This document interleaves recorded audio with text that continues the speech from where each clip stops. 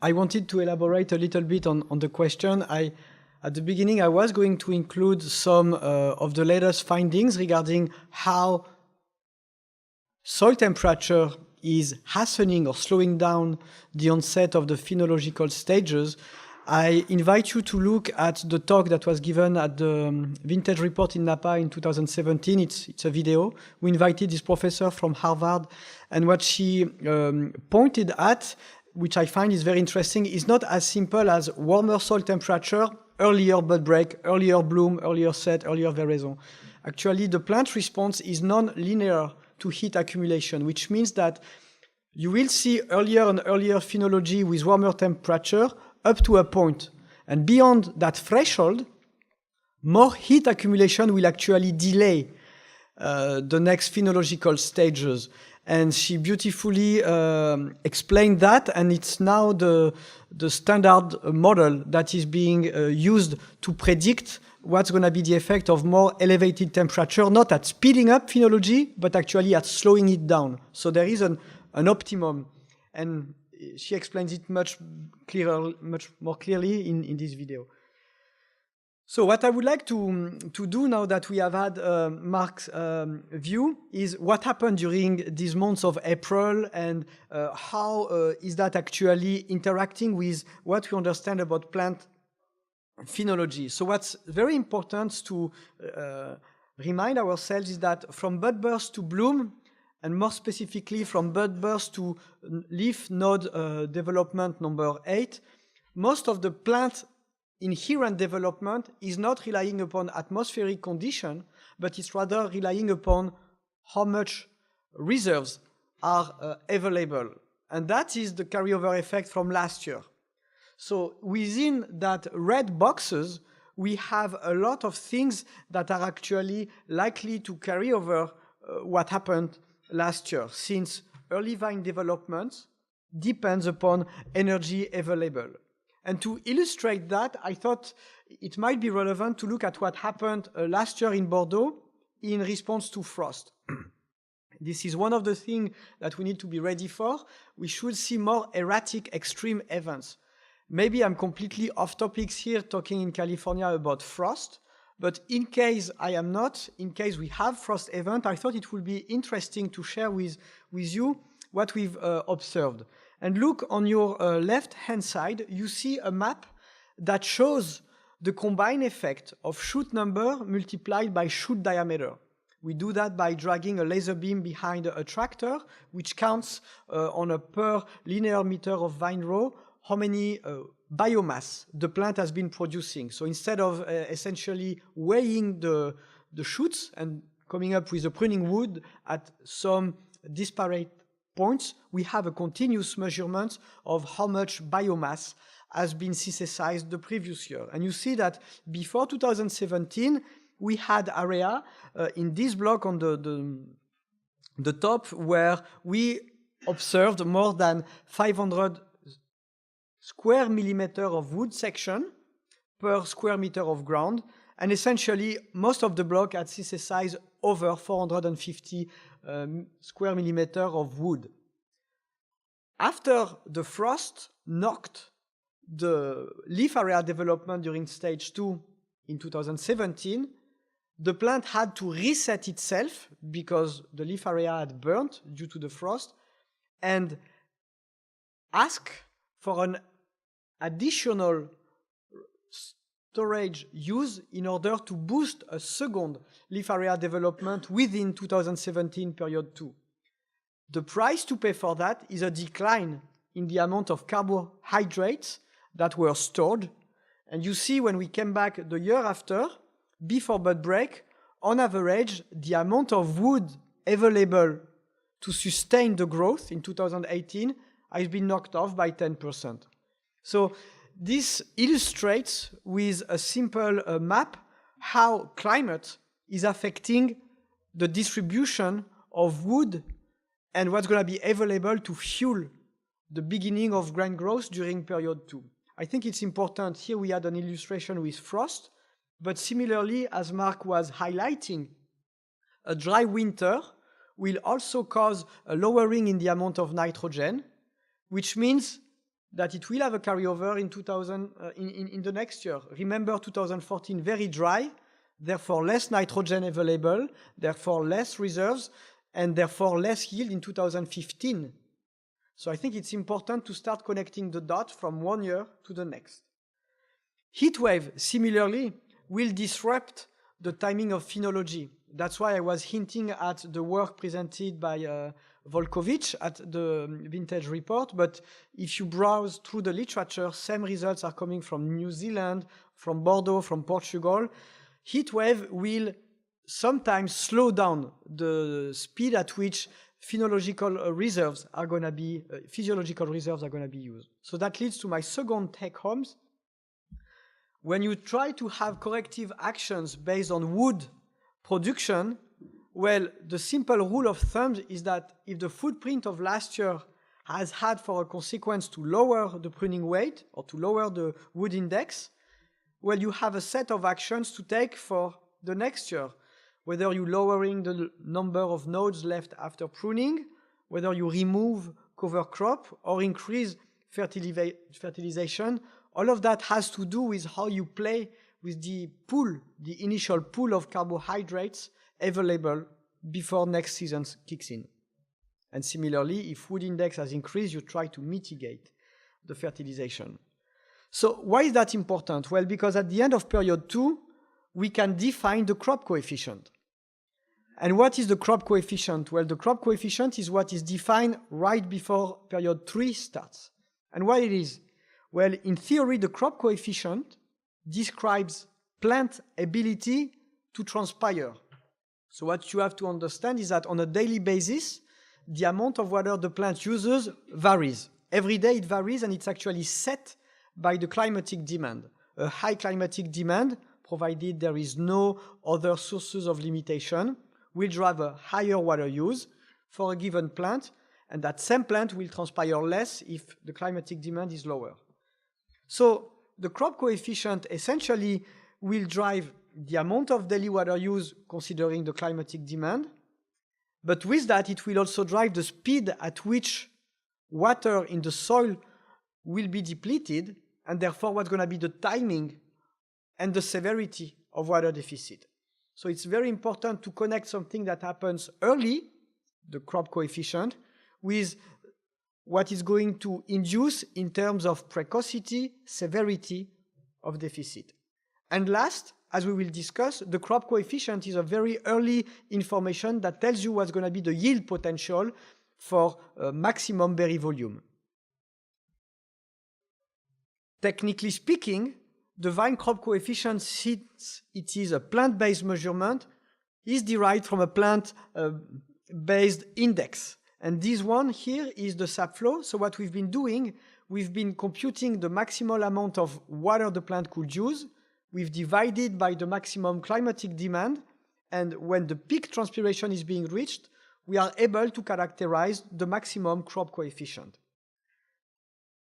So why is that important? Because I know this concept is fairly difficult to grasp at first, but it's still very important for production because the value of the KCB will drive, as I said, the timing and severity of water deficit. And what is a bit counterintuitive, when you see a larger plant, if it has the same amount of plant available, it's actually a call for a higher risk of stress. So plants that have a high crop coefficient, provided the amount of plant water available is the same, are more at risk to meet stress earlier. So sometimes when you look at a weaker plant, it's actually better protected against a water deficit, even if it looks weaker. A higher crop coefficient, provided nitrogen and water are non-limiting, will drive a greater photosynthetic activity, which in theory should drive a greater berry volume and more sugar per berry. So with Mark and with Nicolas' talk, we will see if that theory is actually being met in terms of production parameters, namely looking at berry volume and sugar, maximum sugar amount per berry. But for now, the take-home I want to highlight is that, as Mark was saying, as Rob was saying, here we can actually quantify what has been the footprint of this early season at boosting the crop coefficient. So it's a little bit more than just saying the leaf area is greater. It's actually looking at leaf area intercepting light and efficiently fueling the photosynthetic activity. You see we had roughly an increase of 15% in crop coefficient.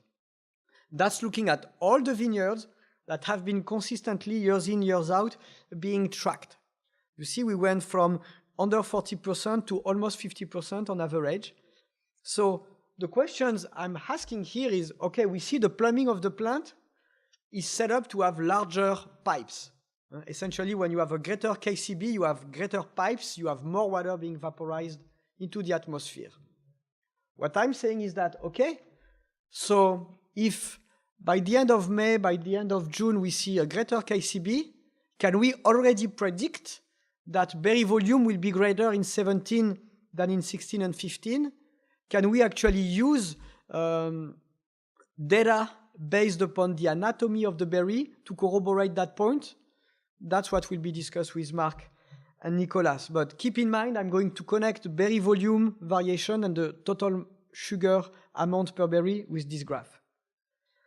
The take-home is that based upon those conditions, we observe that maximum crop coefficient is reached early and is greater. To give things in perspective, when looking at California at large, stepping up from purely Sonoma, we used to reach that point towards the period after the solstice. So after middle of June and sometimes even in middle of August. Now with more elevated temperature, we reach that same stage 1 month earlier, which means that the moment in time when we are going to start leaking water into the atmosphere is 1 month earlier and is happening when the day length is the greater. So the shift in the phenology of when KCB max is being reached means an earlier onset of water deficit. And this is the physiological reason. When the sun is at its highest position in the sky, we are already at maximum capacity of losing water. And we will see, as I was saying, if, as the theory predicts, those conditions have driven a greater berry volume and a greater amount of sugar per berry. But the other key plant index we need to look at is nitrogen. So we've understood the architecture, we've understood the piping of the plant, but what about the coating of this piping, how much nitrogen is there within that plant system that I am assimilating to a piping system? Well, it's not only important for physiological reasons, it's also very important for winemaker reasons, because with a high nitrogen supply, you know that if you go too much, you should expect a delay in fruit maturation. You should expect a lowering of anthocyanin content. And if you really push it too much, actually too much nitrogen will lower the yield by reducing fruit set. On the other hand of the spectrum, having not enough nitrogen will reduce yield, but then if you look at it from an aromatic perspective, if you are looking at white varietals, actually it could be a negative footprint. Sauvignon Blanc, Riesling, those varietals are actually benefiting from rather a high nitrogen diet to boost their aromatic complexity. But the opposite is true with Merlot, with Cabernet Franc, Cabernet Sauvignon. Here I am hinting at the work from Alexander Pons and Hilbert, and those guys have clearly demonstrated that for red varietals, less nitrogen is good for aroma complexity. So that makes it quite challenging for a winemaker that is trying to boost its aromatic complexity. Should we lower end supply? Should we higher end supply? It has a lot to do with white versus red varietals, and it has also a lot to do with your winemaking strategy. So how can we be better at understanding nitrogen uptake in the context of temperature changes? Well, we think it's all about timing at the end of the day, and I think that's going to be the focus of precision viticulture. How can we be better at timing things, not necessarily quantifying them, even if it's very important, but when are we reaching key physiological changes. And so what I'm gonna discuss with you here is looking non-destructively at how much nitrogen is actually accumulating in the leaves. Can we see patterns? Can we see a moment in time when the peak nitrogen concentration is being reached? And can we, according to this knowledge, refine our management of nutrients inside the plant? So what we are doing here using this device is coming every week on some specific leaves, and by blasting light on the leaves, we are exciting some compounds by the phenomenon of bioluminescence. In exchange, the plant is emitting light from within the leaf and flashing it back out. And by reading the signature of this light, we can actually read how much nitrogen is being accumulated inside the leaf tissue. So if you do that on a weekly basis, this is what you see. At 400 growing degree days, we are roughly at set. At 600-700 growing degree days, we typically observe the peak of nitrogen uptake. And then it declines up until veraison. So this is a very interesting way of looking at nitrogen entering the plant, because we can look at what has been the maximal amount of nitrogen being reached before the plant stops accumulating nitrogen. And importantly, we can look at when this peak of nitrogen uptake has been met. And that's going to drive the timing of the diagnosis for nitrogen deficit or nitrogen excess. And that's also going to drive the timing of when to have a corrective action. Of course, you're going to have more efficiency when you try to apply nitrogen into the plant if you apply it while the plant is actively taking up nitrogen. So what I'm going to center the discussion upon is, what about this timing? Is it always around 700 growing degree days that we reach the peak of nitrogen? And what does it mean for our diagnosis? Well, it's very important from a vineyard management standpoint to know that point in time when the peak nitrogen is being reached, because it's going to tell you when to assess nitrogen needs and when to come up with corrective action. But also from a winemaker and a wine production standpoint, the peak of nitrogen in 2018 will drive the yield potential for 2019. So this year, what you are going to see is actually the carryover effect of last year nitrogen uptake. The second thing, if you are driving your vineyard in order to boost color accumulation, well, you should know that a moderate deficit in nitrogen will boost color for red varietals. And again, I refer to the latest bibliographical work for Hilbert or Souberan that we've discussed in our previous workshop, or that's online. And at the end of the day, how much nitrogen the plant has been able to accumulate will drive photosynthesis efficiency and therefore the smoothness of the sugar flow going from the leaves to the berries during stage 4, while sugar is being loaded into the fruit. So what have we found? Well, we found that there are essentially two kinds of vineyards. There are vineyards that accumulate nitrogen early and fast, and there are vineyards that accumulate nitrogen late and at a slower pace. So if we try to quantify that in terms of numbers, this is what we found for Cabernet Sauvignon in Sonoma. You see that in Sonoma Valley, whether you look at 2016 or 2017, most of the game is over before 800 growing degree days. You see that the peak, so here what you see on the y-axis is the date expressed in heat accumulation when the maximal amount of nitrogen is being met in the leaf. And it's before 800 growing degree days in fast accumulator sites. So with those guys, you need to do your nitrogen assessment before, and you need to have a strategy for corrective actions before 800 growing degree days. And what's interesting is that it's built in. That means that once you've known whether your site is an early or a late accumulator, you know that it's pretty much going to be repeating itself from one year to the next. Give or take some seasonal variations, but you see in 2017 we were slightly earlier, but still it belongs to the pack of the early accumulator, as opposed to the sites that are actually waiting up until after 800 growing degree days and meeting their peak of nitrogen sometimes at veraison or around 1,000 growing degree days, so 1 week, 2 weeks before veraison.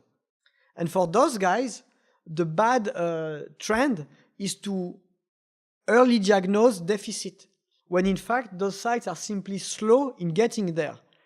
So, and they are never in deficit. But if you are actually fooling yourselves because you are doing a diagnosis too early, you're going to try to correct by adding more fertilizer and throwing your vineyard out of balance because you keep feeding it with more nitrogen because you get early signs that there is a deficit.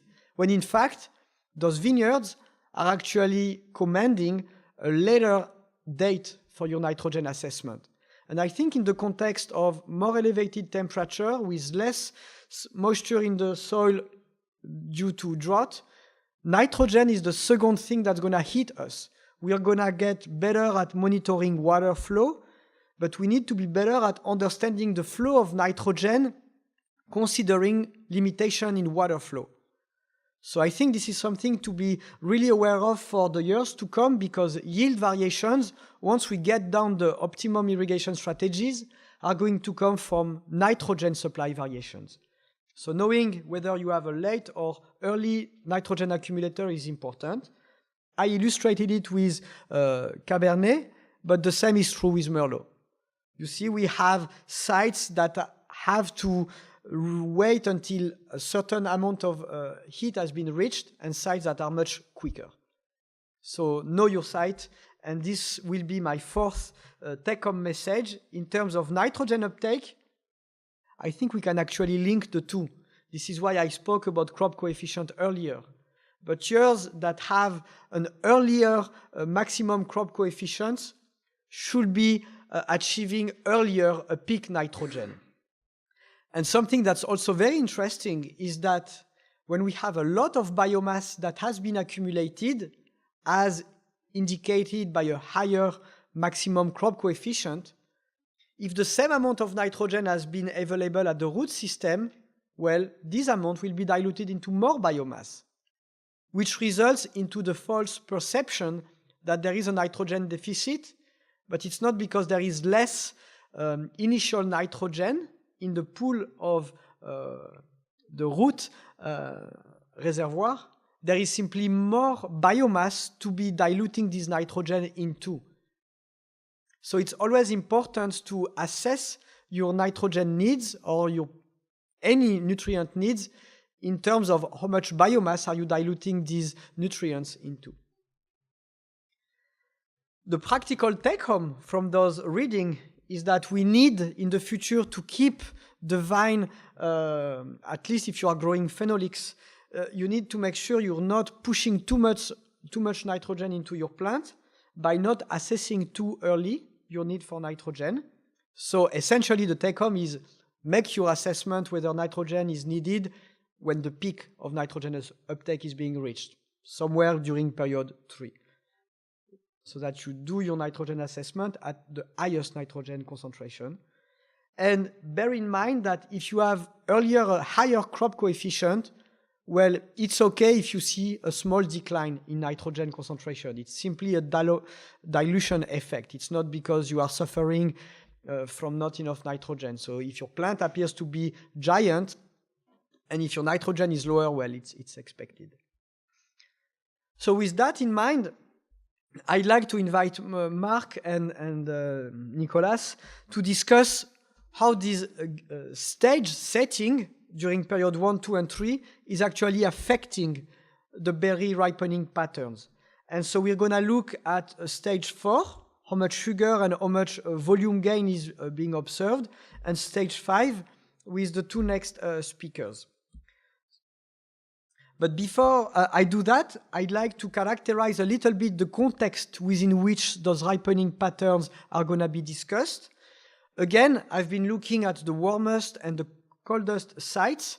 In terms of temperature, the winner was Dry Creek, with temperature on average during stage 3, so the stage during which deficit can be positive or negative onto production.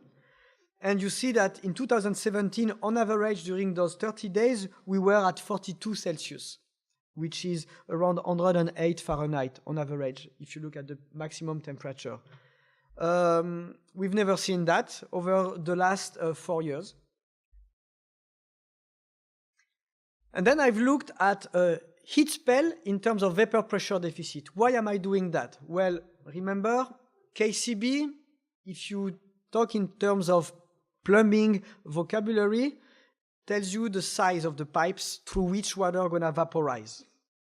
But what's going to drive the flow of water out is the amount of water deficit in the air, which is what vapor pressure deficit accounts for.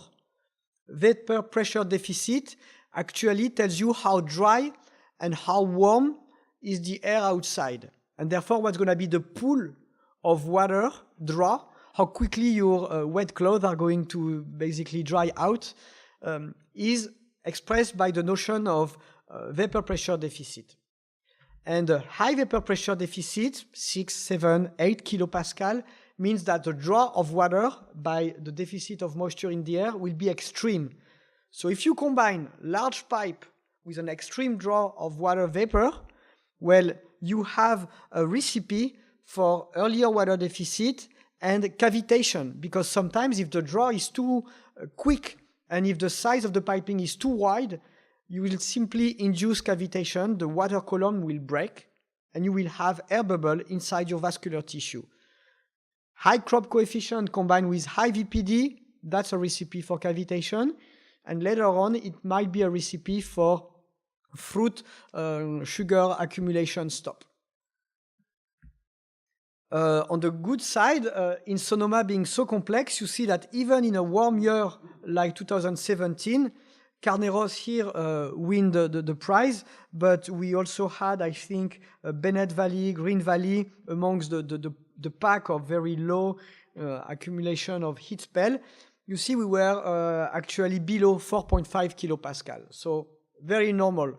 That already says that we should see very smooth ripening kinetics in colder area and very disordered ripening kinetics in areas that were beat by a high crop coefficient combined with high KCBs. So the practical questions I'd like to ask is there going to be a carryover effect between heat spell during period 3 and the maturation kinetics during period 4 and 5?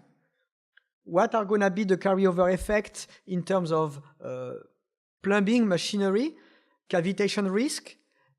Can the brutal atmospheric water deficit reduce berry size even if everything is set to have large berry size? What's going to be the impact on sugar flow rate? Our next two speakers hopefully are going to shed some light on it. So Mark, thank you for accepting to slice your presentation in 2 parts.